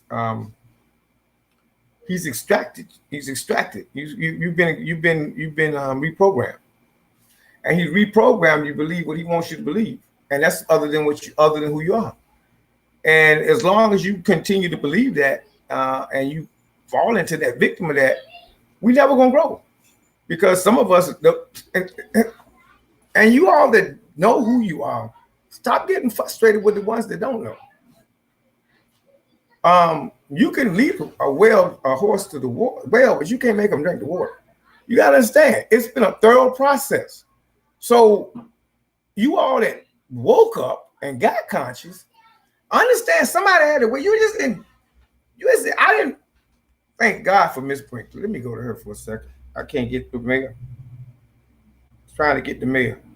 Thank God for Miss Brinkley. I never forget that woman. That woman woke me up. After Roots, in my after Roots series, I went to Ferguson High School, and I ran into a teacher named Miss Brinkley, Nora Brinkley. And Miss Brinkley was my first teacher, my first history teacher. But she also not only taught American history, she had a subclass called Black History, which was an elective at the time. And Miss Brinkley fought the school system to make it so that if a student wanted, because we always had to take American history, so we would skip the elective class because we already took American history. So I'm gonna take this Black history class. I don't want to learn that stuff because I'm not gonna get a credit for it. We just trying to get enough credits to get out of school. So when that time period, you had to get enough credits to get out of school. So if I done sat into history, two semesters of history, I'm not sitting to another semester of Black history because it didn't get me no credits. I'm not getting a credit for it. So Miss Link Brinkley, God bless her heart, she went to the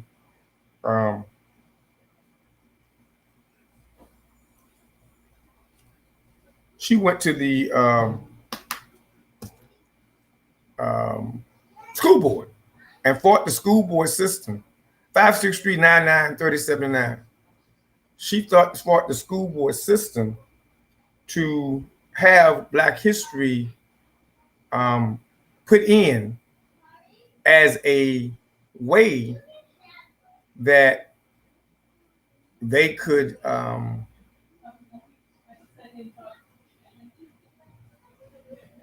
get their credits.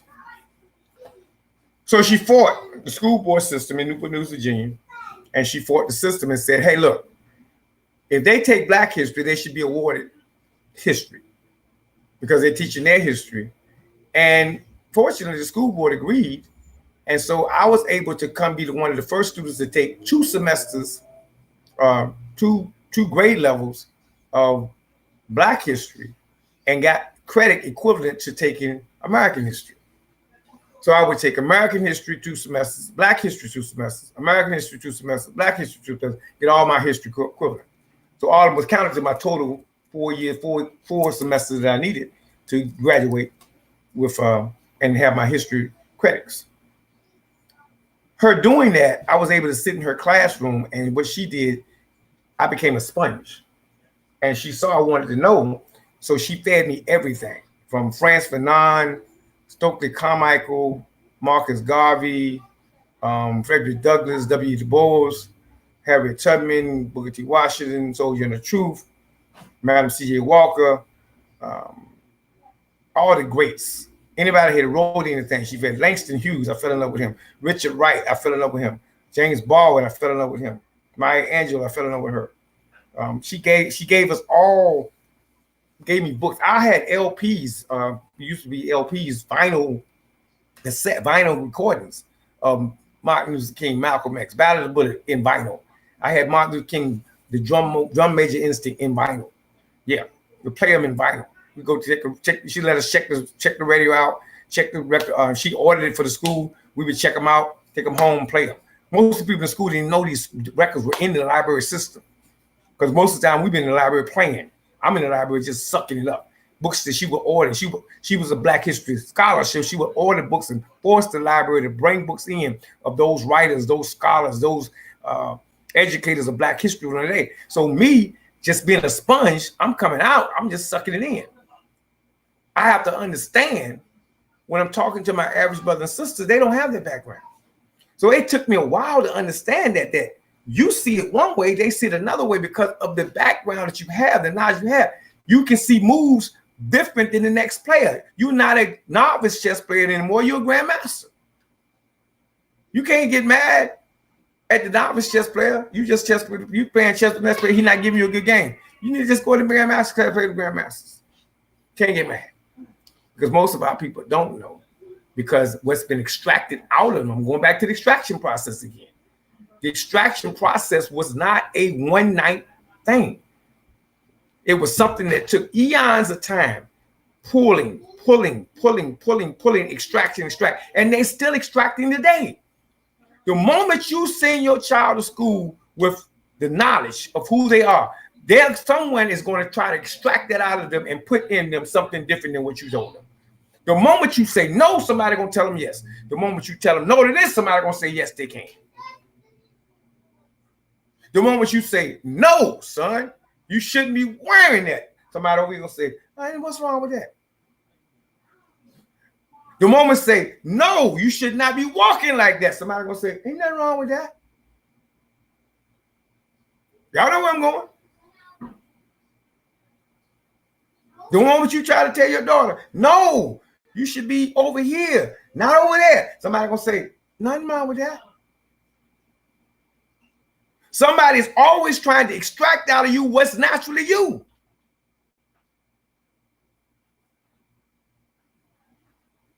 So you have to put a guard up yourself, put a guard around your children, put a guard around your own consciousness to make sure you remain true to yourself. Because if you don't, somebody's going to be pulling to try to extract out of you and put in you something other than who they are, because they want you to be them because they already know they're other than self. That's a whole nother subject. So I was on the new Jim Crow, and when I went over to Africa, I saw the prison system over there. I was looking at the prison system over here, and I was like, oh no, they don't, it ain't proud to go to prison. That's not a problem. That's a shame. You don't go in prison and come out with no stripes. Oh, you're a gentleman there. You went to prison, boy. You look at how you did your time, man. When I laid it down, you had to go lay down. Come on, man. Ain't nothing cute about that. Ain't nothing cute about that. I had to go lay it down for a minute. Nothing cute about that. Nothing cute about that at all. I have got 10 people. I need 10 elders. Somebody gonna pick up these 10 dinners. Who I got on that line over there?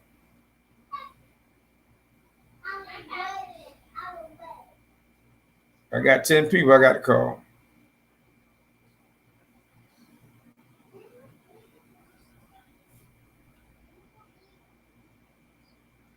I got the mayor right now.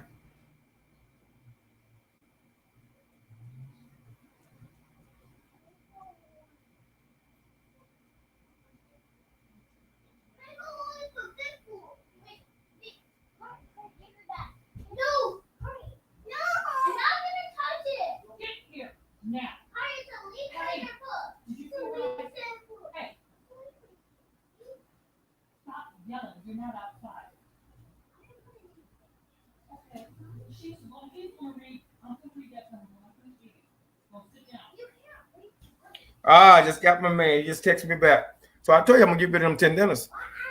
I said I'm calling him right now, Mr. Donald McCoy. I need him to come pick up these 10 dinners. Take them out. Bag them up.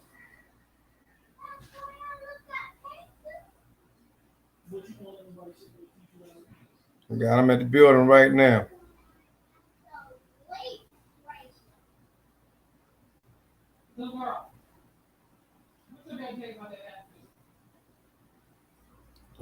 He at work.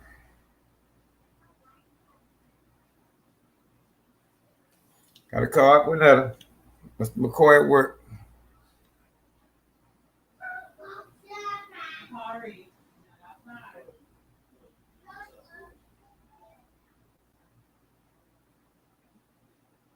That's what we're gonna do the rest of the day is give out some plates.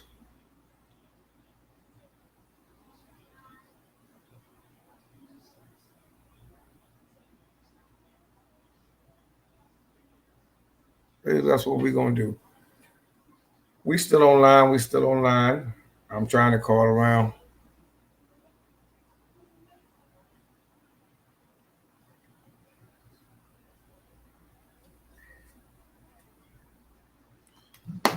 So back to where we're at. The extraction process. All right, there we go. Just call me back.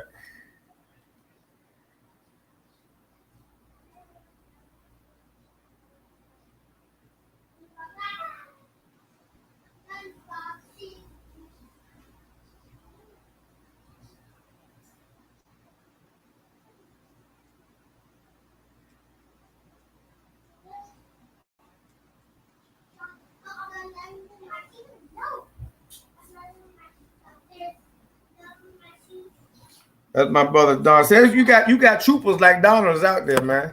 Just gotta use your troopers. He called me back. He online right now calling people to come pick these dinners up. I said we was gonna give these dinners away today. And we should have did a better advertisement, but you got conflict because we had another program going on down the street.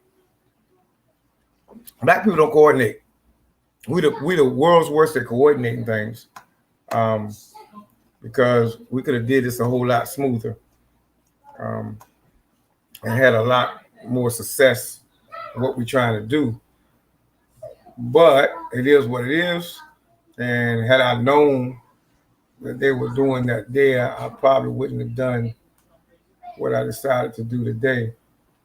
I think what I'm going to do is we're going to tone shut short today because I need to make sure I follow. How y'all doing, Facebook fam?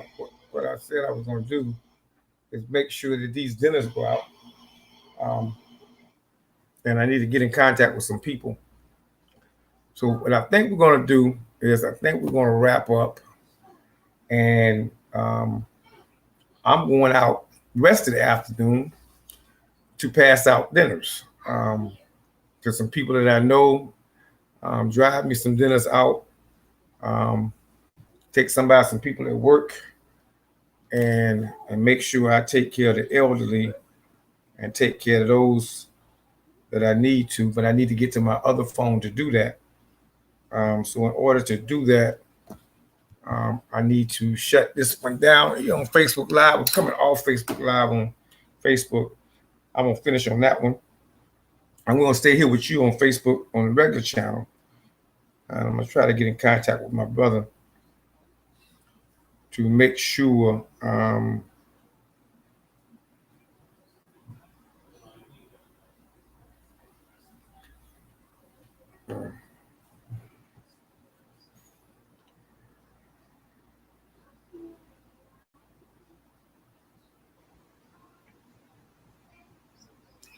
all right, Brother Roberts. Who's that link today?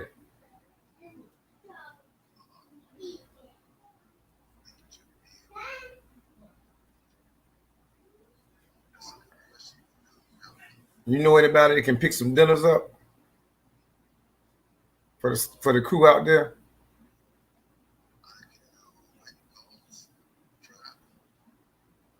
See if somebody can come out and pick up about 20 dinners, 10 to 20 dinners.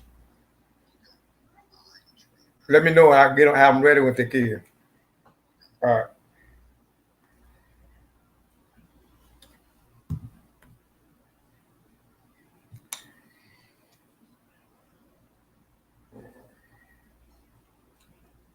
Yeah, so we're gonna wrap that up there, and we're gonna take care of these dinners. I think it's what I wanted to cover. We're gonna come back again tomorrow with another session. Ain't even bad. 2 hours in,